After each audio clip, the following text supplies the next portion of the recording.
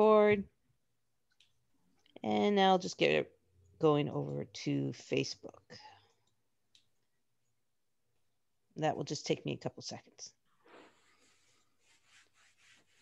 Make sure I get the right group or this could be a disaster.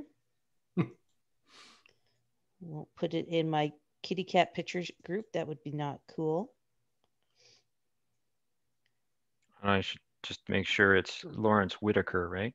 That's right. Okay. Make sure the one thing I get right is the pronunciation. You know what's funny, Trevor, is that you really don't like Facebook, and now we're putting you on it, man. You're live streaming on Facebook, Trevor. Awesome. Is it the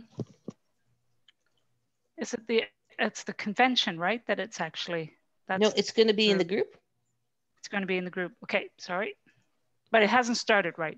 No, I'm just setting up the title, and I'm just putting in a note to put their questions in the chat. Okay, cool. And so then I'll get going. Just to make sure I'm up. So Lawrence, you founded Design Mechanism. Is that correct? Okay, just I'm ready to go live. So you tell me when you want me to go live. Then, if you need to chat a little bit more, but it's 1 o'clock right now. Sure. So can I go? Sure, we'll wing it. All right, we're going live. It's just setting it up now. Are you introducing me? No, you're the man. You got last year's T-shirt on. Yeah, thanks for the warning. Well, I didn't know you were coming. Here we go. We're now streaming live on Facebook. Awesome. Welcome everybody to today's panel at RPG Alliance Con 2020. Today we have Mithras, Lioness, and the Design Mechanism with Lawrence Whitaker, who's the founder behind Design Mechanism, a company that's located here in Canada, although on the other side of the country, because it's a big country. Lawrence, you're probably better at introducing your company and yourself than I am. So I will let you take it from here. That's debatable. That really is. So yeah, thank you very much, Trevor. The Design Mechanism is how do we describe ourselves? We are a boutique game company that makes awesome games for awesome people. We produce primarily a game called Mithras, which is a D100 based system. It started life as RuneQuest.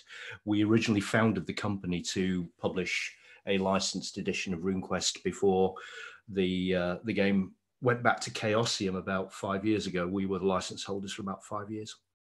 And we produced a 6th edition of the game. When the license reverted, we rebranded it to Mithras, and we've been going from strength to strength ever since. So we're best known for the Mithras game system.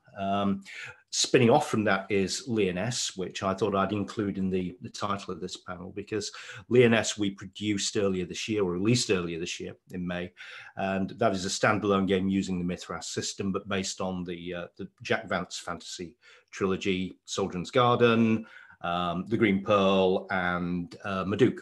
So I thought I'd include that to see if anybody wanted to talk about that too. But we're kind of branching out a little bit as a games company. We've recently moved into Gumshoe, and we're publishing a game called Casting the Runes, which we successfully kickstarted at the start of the year. That is based on the ghost stories of M.R. James, British ghost story writer from the Edwardian period. So kind of the turn of the century, turn of the 20th century, I should say. And so that's now another string to our bow. I thought what I would do here is really just sort of tell people what the Design Mechanism is currently up to, what's coming up, what people can look forward to, and then really answer any questions people may have, either about the games we produce, specific games or specific things that are coming up, whether it's Mithras, Lioness, any of our supplements, or any of the things that we may be publishing, and then just sort of talk generally about, so you want to be in the RPG industry, do you? and try and put you off because you're never going to get rich. But it's always a sort of a good subject to talk about because it's never been easier to get into this gig. So I'm more than happy to sort of expound or answer questions based on that. For myself, I've been in the role-playing industry, writing professionally or semi-professionally since 1984. I started out freelancing for Chaosium, did a lot of fanzine stuff, ran a convention for a few years, and then I became one of the staff writers at Mongoose Publishing back in the sort of mid-2000s, and left there to form the Design Mechanism, which kind of brings us up to date. So I've got a long and varied history in role-playing writing. It's not just the games that we currently publish. I've worked on a lot of things over the years, some D20 stuff, fair bit of Traveller stuff, some Conan, you name it, I've kind of had a sort of a finger in the pie of it. A lot of the work that I did for Chaosium was based around the Eternal Champion, Stormbringer, Hawkmoon, and those games that Chaosium published, again, before they let the license kind of tail away around the middle of the 2000s. So Design Mechanism has got a pretty good solid history to it. We've got a lot of experience. As a company, we've got about 4 or 5 core members. There's myself. I'm kind of the creative and business director. My partner in crime is Pete Nash, who can't be here today. He lives in northern Sweden, and they're 6 hours ahead of us. Or 6 hours ahead of me, so it's getting on to be quite late at night over there, and Pete sadly can't make it. But Pete's one of my longest standing friends, and he and I have been writing partners for, oh God, more years than I care to remember. And he's kind of the brains behind most of the game systems that we produce, and one of the best role-playing writers out there. We have a couple of editors, Brian Pivick and Carol Johnson, who do a lot of our editorial content. We have Rodney Leary, who manages our Classic Fantasy line. And those of you that aren't in the know, Classic Fantasy is a Mithras supplement that lets you do dungeon crawling, traditional advanced D&D style with a D100 system. So we've introduced sort of classes and a level kind of mechanic onto the usual skill-based D100 backbone. And that's been very popular and works very well. So there's a small group of us working very hard on promoting Mithras and keeping things flowing, as well as the core rules of the game. We have a number of different supplements that kind of span most of the role-playing genres that are out there. We have a science fiction strand in a supplement called Luther Arkwright, which is licensed from the creator of a pretty famous, certainly in Britain, pretty famous comic strip called Luther Arkwright, which is kind of plain hopping science fantasy. It's very much like the Jerry Cornelius sort of vein from Michael Moorcock, interdimensional secret agents saving the world from the evil disruptors across multiple planes of existence. Very sort of steampunkish, cyberpunkish, noirish, very kind of adult graphic novel territory. And we have our Mythic Britain, our Mythics range, which are quasi-historical supplements. Mythic Britain, Mythic Constantinople, Mythic Rome, Mythic Babylon is in production, and Mythic Polynesia will be coming out at some point over the next 12 months or so. We're currently working on a D100 superhero game, codenamed Destined at the moment. It's probably still going to be called Destined, but that will be a full standalone game based around the Mithras mechanics again, but tailored very heavily to the superhero genre. It can be quite difficult with a sort of a skill-based system that scales from 1 to 100 to replicate some of the kind of superheroics that you see in the comics and films. But we've found a way to do it that we're very, very happy with.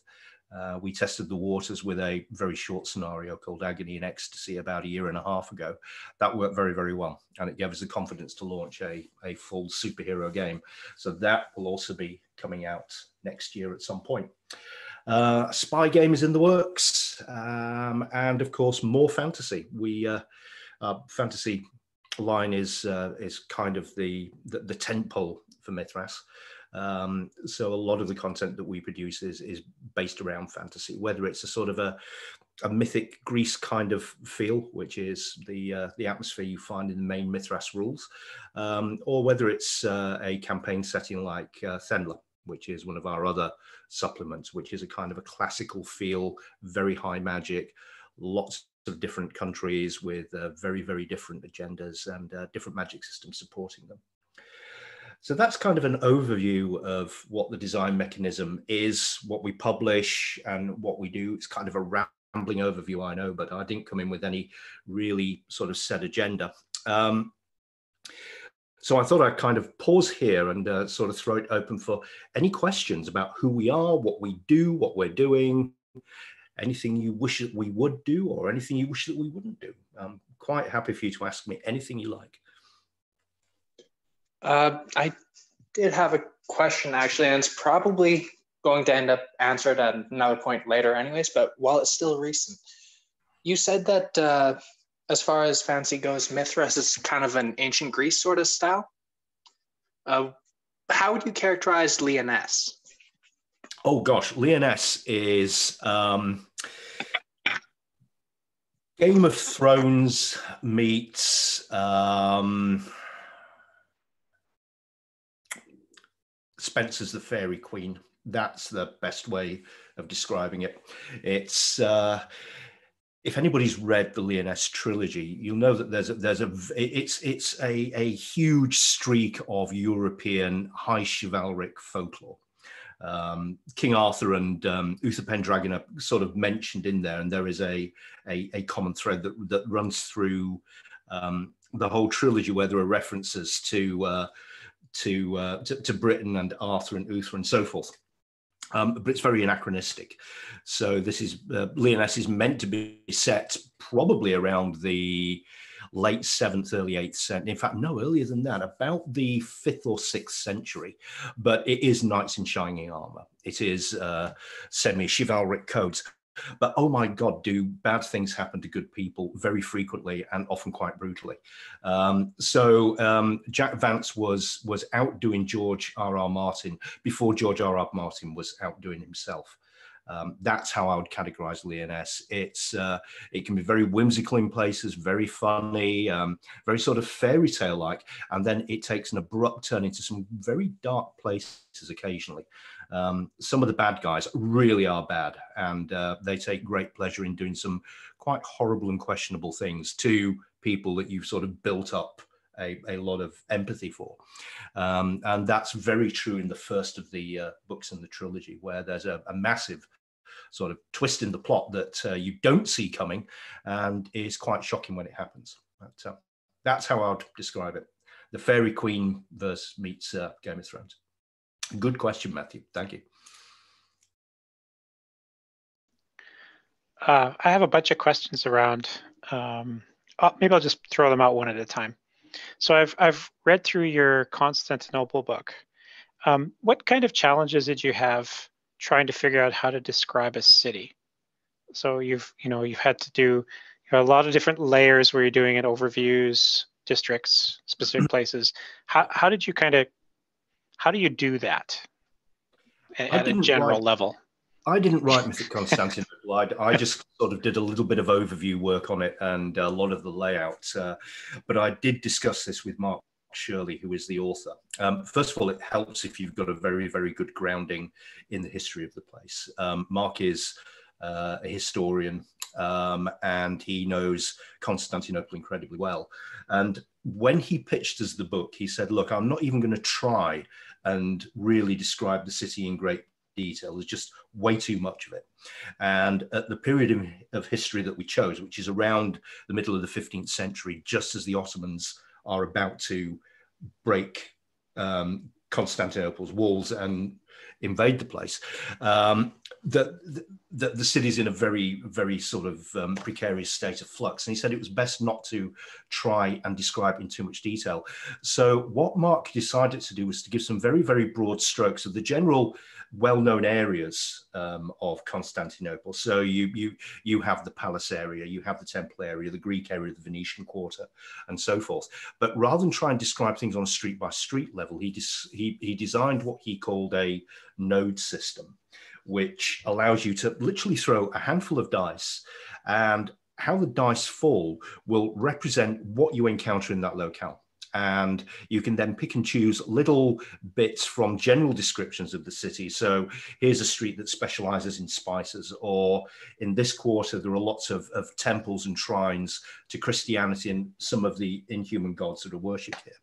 And it gives you a lot of freedom to improvise. So if the characters suddenly decide we're going to zoom off to the other side of the city, it's very easy for the GM to not have to rifle through the book and read upon where they're going to, but improvise it using the dice and using the node system. The other approach that Mark did was detail the main non-player characters and factions very, very well. Those are the things that you will tend to interact with the most. So the different religions, the different cults, different sects, the different nationalities that have some kind of interest in the politics of Constantinople, be it the merchants, be it the Ottomans, be it some of the other cultures like the Varangian Guard, like the Norse, that were heavily trading at that time. So he details these factions incredibly well. And because you're interacting with those people, it becomes easier to describe the city through them rather than having to know the geography of the place. I think Mythic Constantinople is one of those books that you can read through and get a real feel for it without it feeling like a gazetteer or a holiday guidebook. And that's really what we wanted to produce, something that you could adventure with. And I think it's one of the best city books that we've produced as a result of that. Does that answer the questions in the best way? Yeah, I was sort of going through thinking about the process of how you design the city and then how you describe it. I guess maybe as a follow-on is when you're describing something that is has historical basis to it as opposed to a full fantasy setting. How do you bring your non-historical players into that, and without them, because they don't know the history and you're not going to be teaching history lessons, so how do you make that come alive in a way that's meaningful, I guess? Start small. Give them something small that they can relate to. So start with a small location. Have the in fact, don't even have the characters come from Constantinople. Have them be completely alien to it. So they're travelers that arrived in the city. Maybe they're exiles from the War of the Roses in Britain. Maybe they're traders from the Far East. But have them ship up in Constantinople. So the city is alien to them as people as it is to their characters, and let them build and experience the city through play. We don't expect all our players to be experts in any of the historical supplements. That's always the best way to try and build it up. Unless you're going to have a very extensive session 0 or a couple of session 0s where you introduce what the city is, the main factions, where the characters are. Have them as aliens. Have them come into the place for the first time and experience it as if they were real people. And then they get to learn a bit of the city as they play. It does help if the GM knows a bit about it. So it's with a historical campaign, the GM always needs a modicum of knowledge about the history for the place itself. But you don't have to be a complete expert in it. And, you know, part of the fun of this is it's your Constantinople. This is the Constantinople that you experience. It doesn't have to be historically accurate. It doesn't have to follow real history. Mess around with it. Have a we call it Mythic Constantinople for a reason, and that's because you can throw whatever fantasy elements you like at it. In fact, one of the latest books that we've published is called Fioricita, which is vaguely based. It's a fantasy Italian city-state. So it draws all its inspiration from Milan or Florence at the time of the Medicis. It actually works incredibly well as an adjunct to Mythic Constantinople because it's got a certain historical grounding. It's got lots of non-human races, which we have in the Constantinople book, but there's lots that's familiar there. And you can mash the two up incredibly well together and have them occupy the same quasi-historical space, if you like. In fact, Fioricita could be a city that's a neighbor or even a replacement for Venice in your campaign. But introduce fantasy, make it your place. Don't try and run something that's perfectly historical. 1, you'll fail. 2, it'll be very boring. And 3, yeah, that's not really what the players want. Let them experience it. Okay.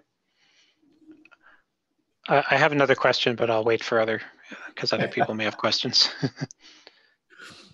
Actually, I've got a leading question or a continuing question based on Jason's is same question towards Lioness is how do you get somebody who's not a Jack Vance fan, they don't know anything about his writing, his series, his quirky sense of humor, how do you get them interested in a setting like Lioness?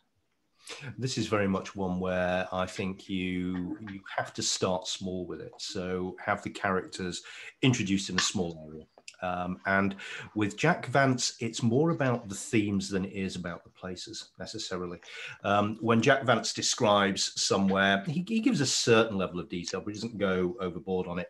Really what he's more concerned with is the language that's used, the way people dress, the things that they eat, and the things that they do to each other. So with Lioness, it's a very different kind of approach. You want to try and convey that Vancian atmosphere very quickly to the players. The game that I'm running directly after this panel is a Lioness game. And Trevor, you're going to be playing in it, so you'll experience this firsthand. But one of the things that I like to do is get the characters involved in food. Or naming things, because they're very, very important to Jack Vance. And they're common themes all the way through his Lioness books. So that's how I usually get players involved. I get them involved with food very early, and some of the weird kind of off-the-wall humor before any of the dark stuff kind of happens. But again, start small, start in one locale rather than try and boil the ocean by introducing people to a grand campaign setting. With something like Lioness, you need to know that there are lots of rich people. There are lots of lords and knights. One of the kings is very ambitious and a bit of a bad guy, and there's a war between 2 kingdoms. That's really all you need to know. Oh, and there are sorcerers who are hugely powerful, but thankfully nobody's seen most of them for quite a long time. But everyone knows that magic exists. So those are the sort of things that you need to get across to people. And you can do that by starting small and focusing on the atmosphere of Vance and then building it up as you work your way in. And when I was playtesting the Lioness game system, none of my players had read any Jack Vance at all.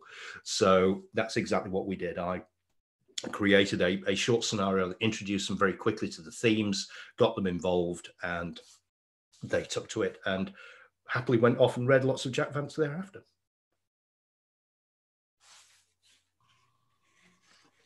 I'd like to follow up on that. I'll also be playing in the game later on this afternoon. Looking forward to it a lot. I'm a big Jack Vance fan. How do you think the mechanics of the game recreate the feel of the books? Right, not just the setting, but how do the mechanics and the setting interact? I'm hugely biased, so perfect. You couldn't put a razor blade between the mechanics. Well, yeah. Like, in what ways do they? In what ways do they do it? That's a really good question. I think that it's very important for game mechanics to accurately reflect the setting itself. And when we were looking to option Lioness from the Vance estate, I did wonder, should we be designing a new role-playing system to support it? But then I thought, hang on a minute. Yeah, Lioness is very brutal in places. There are some quite nasty, graphically described combats. The Mithras combat system does that and is built to do that. It's built to model combat realistically. So that wasn't a problem. So I didn't think that would be an issue. We have a passion system, and people are very passionate about all kinds of things, especially food and fashion and language in Lioness. So that fit, no problem there. The biggest challenge we had was magic. And with something like Lioness, where the magic is very intricate, not always very well explained, but actually quite well embedded into the system itself, that was going to be the biggest challenge for us. So we wrote the magic systems more or less from scratch, went back not just through the Lioness books, but through the Dying Earth books as well, because there are certain parallels between the magic in Dying Earth and the magic in Lioness. And we built the magic system to replicate how it works in Vance's connected stories. So I think we did a pretty good job of doing that. A skill-based system is always flexible. That's one of the important things. You know, it's very easy for people to understand that you have an eloquent skill, that you are trained with a certain group of weapons, or you have a passion for fancy hats and the latest fashions. So I think that our game mechanics support Lioness very well. We had to do minimal tweaking on some aspects, but the magic system, that needed a fair amount of work. We also got some very good writers in to develop other mechanics for supporting what goes on in the Vancian setting, and especially the trans-dimensional element with the different other worlds. So again, Mark Shirley, that wrote the Mythic Constantinople book, he designed a fair amount of things for the Lioness game, especially random tables for naming villages, finding out what weird stuff is going on there, random planes that you can get thrown to magically or just bump into as you're walking down the road. He really captured the randomness and the quirkiness of the Vancian setting. And I think we've baked that very well into the rules. Cool. Great. Have you got a copy of Lioness, Mel? Have you read the rules yet? Excellent stuff. Good man of taste and rare distinction. I guess my biggest surprise was finding the character creation started on like page 145 or something like that. Yes. I thought, wow, that's deep in the book. And and it's about 50 pages of character creation. I might exaggerate. I don't remember exactly, but it is quite extensive. And it's quite extensive. The actual character creation process doesn't really take that long, actually. It's you can create a character in 30 minutes quite easily. And we've got some abbreviated tools that we produce for Mithras that you can use for Lioness characters as well. But yeah, we deliberately structured the book so that you can learn about the setting before you start creating the character. That way, after you've read, I don't know, something about Dehout, and you want to play a character from Avalon, then you've got the ground in there to be able to do it. You want to play a merchant venturer from S, you know where to find that background. So you can start to think about the character concept that you want, because hopefully you've sort of worked your way through that first half of the book. Yeah, exactly. Like you are making some choices based on geography and things like that Exactly. that don't mean anything unless you have some background, either through the first 100 pages or maybe the novels themselves. Exactly. You forced me to go reread actually the Soldier's Garden, series, the Lioness series. I haven't finished it quite yet, but that's tragic. Appreciate it. Yeah. No, I mean, this is the second or third time reading it, so I'm happy to have the inspiration again. Good stuff. Everybody should read some Jack Vance at least once a year. Yeah.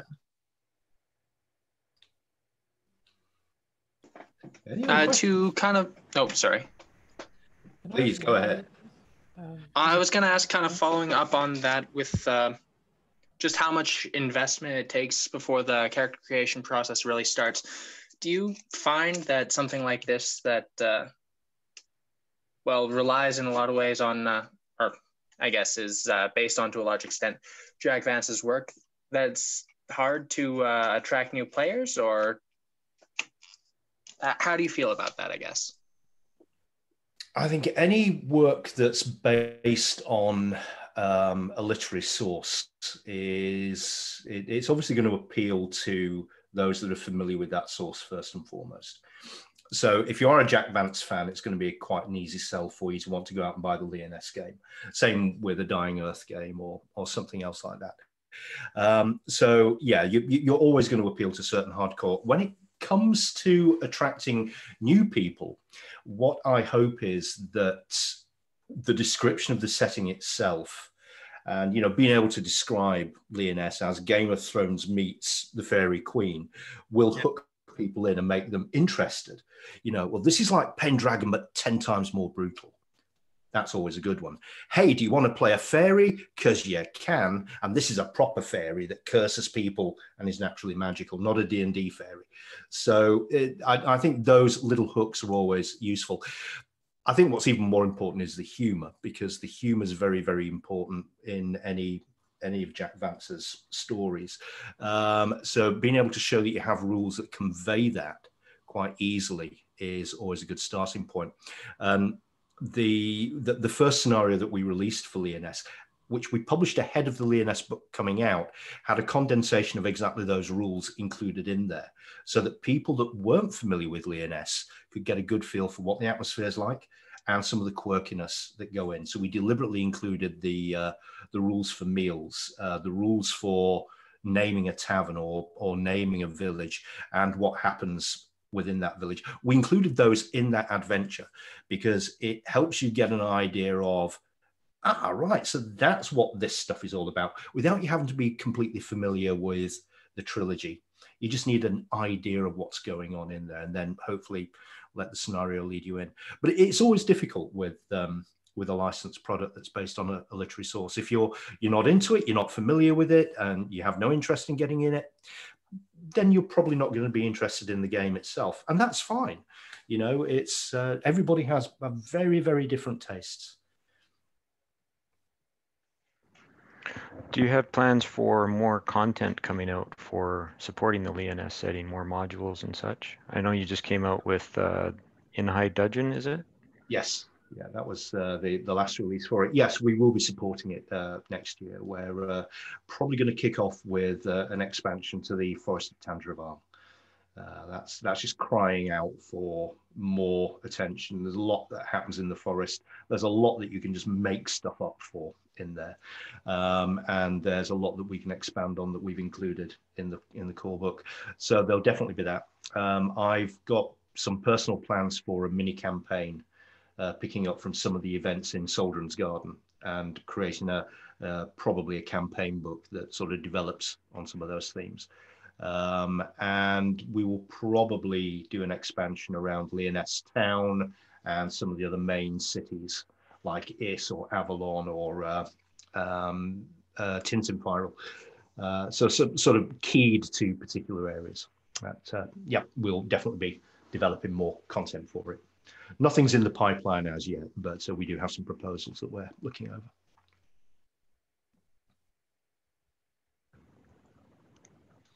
Vicky, are you seeing any questions from the Facebook group? I've just been putting the comments into our chat, so it's a little bit easier maybe for you guys to check out. Okay. I didn't know if there was any. We don't really have any questions, just some comments. We had a comment from my buddy Max Jim Roosevelt from the UK. I think from Oxford is where Max is from. He's one of my John Carter of Mars players. He put, someone should do a Buck Rogers / Flash Gordon pulp type sci-fi. P.S. D100 still rocks decades later. I am GMing a space at the moment, so in that system, and I'll check out extension of the old 90s BRP, but I still think it's one of the best systems out there. He's a fantastic person, is this Max. I completely, yeah. One, he's a Brit. Two, he's from somewhere that I used to work, so that's good. Just to answer Max's question, and Max, if you can hear me on the Facebook feed, check out Worlds United, which is one of the supplements that we have for Mithras. It is pulp science fiction. It's not strictly Buck Rogers. It's not strictly Flash Gordon. Both of those are heavily licensed by other people, but my God, you can replicate it using those rules. It is designed to be a 40s and 50s ray guns and spaceships style expansion for Mithras, and it does exactly what it says on the tin. So you can have radium weapons and go and visit the jungles of Venus, the canals of Mars, and some of the outer planets.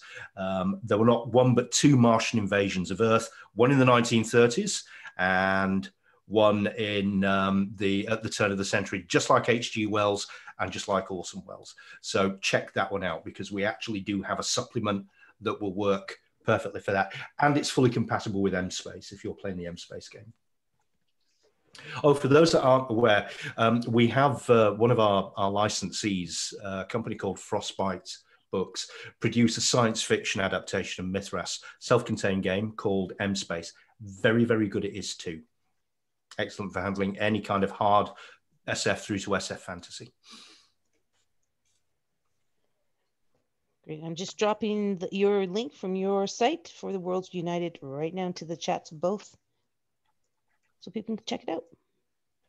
Oh, yes, someone's already mentioned. Yep. Oh, Matt Eagers mentioned Worlds United. Thank you, Matt. I think I have also kind of a more general question as well. Is since you've had so many years playing D100 games, what in your mind is the high selling points to try to sell it to players who may be resistant to new systems or old systems, classic systems, whichever way you want to think about it. What is why D100? What's the top whatever list of why you're so passionate about D100? It's simple, intuitive, and hugely flexible. I haven't found anything that I can't do with D100 in any of the kind of games that I've run. It does have some limitations. It does have certain issues with scaling. You know, there are some game types that are better suited to other systems like Fate or even D&D. So it's not the panacea. But what D100 is very, very easy to pick up and use. You can look at your character sheet. You can see that you have a 60% chance in hitting something, and you know exactly what that means. Conversely, if you're coming from a D&D background and you know that you have a +3 to your whatever, what does that mean? You know, what's your chance of hitting that target number really? With D100, your chances are there written for you on the character sheet, and you can see how you improve against those chances to reduce the odds against you. So that's one thing. It's very easy and very intuitive to understand. It's easy to help newcomers to the hobby understand that, you know, you've got to roll that number or lower than it on the dice. That's very easy to do. Second, the fact that it is skill-based largely and involves improving skills. People get quite invested in, you know, I want to become better at doing this. And so they know which skills they want to improve. So it's easy to sort of understand how your character is going to go up. Levels are kind of, they're good, and a lot of people understand them from video games and playing D&D, but it's a very abstract concept, whereas improving in a skill is something we all do every day. You know, you take a French class, your skill in French improves. You know, you practice your woodwork, your carpentry skill improves. So you can relate to it on a very personal, very real life kind of level. And I also find that the rules just fade into the background when you're playing. You know, I don't have to think about what feats does my character have. I don't have to think about what funny dice do I need to roll to produce which symbols to get which target number for which result. It's a very simple, logical kind of system. And I find that just sort of fades away. It's very easy for me to run a game of D100 with very little effort. And I found it easy to introduce to people. It gets complex where you get into things like combat or magic, where there's a lot of detail involved in adjudicating certain effects. But by and large, it's easy for most people to understand. And that's why I think that D100 systems have been around and form the backbone of some of the most popular games out there still. Call of Cthulhu, one of the most popular role-playing games ever, and one of the best, is based on Chaosium's original D100 system. Delta Green, a Cthulhu offshoot, still uses a D100 system. So it's got a lot of longevity. It's difficult to break it badly. It's very flexible and fluid, and it's easy to pick up a D100 supplement, whether it's one of ours or whether it's one of Chaosium's or whether it's produced by somebody else, and actually find things that work together very easily. So there's lots of modularity that you can use in it. Okay, thank you. So then conversely, I noticed, I didn't realize that you had done a gumshoe version. You said Casting the Runes, I think you said it was called? Yes. Is that kind of like, are you using? Is it the part you like about that the investigative spend type system, or what kind of drew you to using Gumshoe for a ghost stories kind of theme? What attracted me to Gumshoe, first of all, was I'm a massive M.R. James fan. I grew up with the Christmas Ghost Story every year on the BBC, which was traditionally an M.R. James or an adaptation of one of M.R. James's ghost stories. And if anybody's ever seen the classic 1950s film Night of the Demon, that is based on the story Casting the Runes by M.R. James. So I'm a huge fan of his work to begin with. I'm not a huge expert on the Gumshoe system as it stands. I've played a few Gumshoe games. I played a fair amount of Trail of Cthulhu, and I do like the fact that you fail forward with it. I like the fact that you get the clue. It's a question of how you get the clue, how quickly you get the clue, and what you do with it. So for somebody that does enjoy investigative games, I find it a good system to help beginners, because they're not going to fail to get the information that they need. It's a question of what they then do with it. So I do like the way that the mechanics support that kind of play. And it's also a relatively simple system to get to grips with. You have one group of skills that are your investigative skills. They will always succeed. It's a question of how far they'll succeed. And then you have more traditional abilities that the character has that you're going to roll some dice for and spend some points to kind of boost and see if you're successful or not. But they're less important than the investigative side of things. And I think really with Gumshoe, it's a question of how well it conveys its subject matter. So Trail of Cthulhu brilliantly gets across the whole 30s noir aspect of investigations. You can do the Maltese Falcon very, very easily using Trail of Cthulhu as a sort of a standard Call of Cthulhu scenario. Likewise with Casting the Runes, it's very firmly embedded in that sort of turn of the century, creepy ghost story theme, where you have dusty academics getting in a bit too far over their heads and delving into things that really they should probably leave well alone. And that's half the fun of it. So I think it helps evoke the right kind of atmosphere, and that's what attracted me to it. It wasn't necessarily the Gumshoe system, it was the subject matter. I see. Okay. We had a question that Matt asked, and we're going to have two Matts. Matt asked and Matt answered. Matt Robertson was asking about how accessible the third-party publishing licenses are. And Matt E. mentioned the Gateway license. Do you want to talk about that? Absolutely. Matthew Eager, Massey, is actually one of our licensees. There you go, Matt. I'll hand over to Matt in a minute, and I'll let him sort of help answer that question. Mithras is not an open game license, so we very deliberately decided that we weren't going to go down the traditional OGL route and sort of open it up to everybody. A number of reasons why we chose to do that, but ostensibly is we do want to keep some kind of quality control over what is produced with our brand. We spend a lot of time building the brand up. And we have a certain reputation for excellence. We want to try and have a little bit of control over that. But the licensing that we do have, the Gateway license, is actually very, very flexible indeed. The Gateway license lets you produce your own content free of charge using certain resources in their entirety, if you wish, like our Mithras imperative rules, or quoting a certain amount from the Mithras core rules or certain other supplements like classic fantasy. You don't pay us any royalties. All we ask is that, first of all, you tell us what you want to do. We then have a very reasonable sort of review procedure where we'll say, yep, it doesn't interfere with anything we're doing. We're not planning to do anything that might interfere with what you're doing. You're good to go. And we ask for a copy of the finished product to sort of sign off on. I think there's probably about 9 or 10 different Mithras Gateway products out there. Matt's produced quite a few. He's got one that's just come out now. M-Space is probably the best known, that we have from Mithras Gateway, but there are about 4 or 5 others that are in various states of production at this very moment that have all gone through a very straightforward approval process with us. So we think it's a very flexible gateway license. We think that's why it's called a gateway. It's a very flexible license. It's not completely open. We don't pretend that it is, but we think that it still lets people produce worthwhile content. They get to keep absolutely everything from it. We don't charge any royalty fee for it. So we think it works pretty well. Matt, do you want to sort of expand on your experience using it and the work you've done?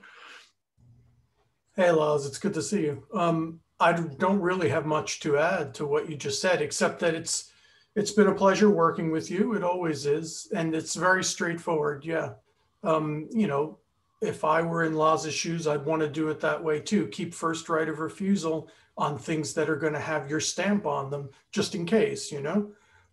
That said, I haven't had any issues. It's been painless working with him, and it's rewarding. It's a lot of fun, and it makes you feel like you're actually accomplishing something. So good. Excellent. I think we've only had one product that we had a proposal for that was, it was for a superhero game, and we had to say, you know what, we're actually going to be doing something next year. So that's one that we turned down, because we don't want someone going and putting in a lot of work and then a couple of months later we release something that's going to steal all their fire. We don't want to be in that kind of position. So that's why we sort of want to have that little review exercise, just to make sure we're not going to steal someone's fire. Well, we're at 50 minutes to the hour now, and I know you have a game to run. How much time do you want to take more questions, or is there anything else you want to cover? I'm happy to take a couple of more questions. We've got 15 minutes or so. I don't think there's anything more that I need to. I talk way too much, and it's probably good that other people ask us questions or ask me questions. I'd like to ask about big thing in Vance. All of his stories are the protagonists being convinced to do something not in their interest, and you know, social combat in RPGs is always difficult to get players to be captured, to do the dumb thing. And I know Lioness has passions, which I think works towards that sort of goal. But can you talk about how do you kind of address that in this game or in others? I think social combat is always best role played out, but not everybody is comfortable in role playing at that level. You know, I will sit and happily argue in character for hours and not roll a single dice to resolve it, but that's me. And other people do require some mechanics to sort of arbitrate the way that those things will go. So in Mithras, we support that in a couple of different ways. First of all, we have lots of social skills. That's what the passions are there for. Things like the influence skill, deceit, insight. Those are very core skills in Mithras. They tend to get used a lot in my games, more than combat skills do, for instance. But still, for some people, that's not quite enough. So we also have a task system, which let you use combinations of skills to achieve a certain end. So if you want to play let's say a courtroom drama, you can play it with maybe 4 skill rolls spread over the course to simulate the course of several weeks worth of action. And depending on how well those rolls go, it may determine whether you win the case, lose it, or there's some other outcome. But if you need more detail, if you need to actually get into really nitty-gritty social combat, we produced a set of social combat rules that you'll find in the Mithras Companion. And they are deliberately designed to replicate the physical combat rules, in that you have a certain degree of armor, which is in this called confidence. You have certain hit point pools that represent your reputation, your emotional stability, and a couple of other things. And you deal damage. If you get through somebody's confidence and you strike that winning witty riposte, or pick up on that lie that they told a couple of years ago and is now coming back to haunt them, you can do some damage to them socially. And so you can whittle away a pool of hit points until they can't retaliate anymore and they are crushed beneath your wit and eloquence. So you can easily use those social combat rules to do something in Lioness of the kind that you often see where characters are arguing and sort of verbally fencing, trying to get that one-upmanship on each other. Cool. So, it sounds like you did not include that in Lioness. So, so obviously you decided not to do that, and because you. I'd like to know your thought process on why not to include that. Purely for space reasons. The Lioness is big enough, and adding a further 20 pages of social combat rules into that was just going to go a little bit too far. So yeah, we deliberately kept them for the Mithras Companion, but gotcha. It was space. Yeah. Well, I'm like you. I could playtest the social combat rules were playtested in Lioness quite extensively. I can imagine. Yeah. Thank you. I think we probably should wrap it up there because you guys have games to go to. Thank you so much, Lawrence. Apparently got to go and run some Lioness. That's it. That's handy. Put it into practice. Yeah. Well, I want to thank you very much, Lawrence, for joining us with the panel today and for joining us with the convention, running some games for us. When I saw, Jack Vance and the Lioness trilogy was one of my favorite trilogies, and I still read it every couple of years.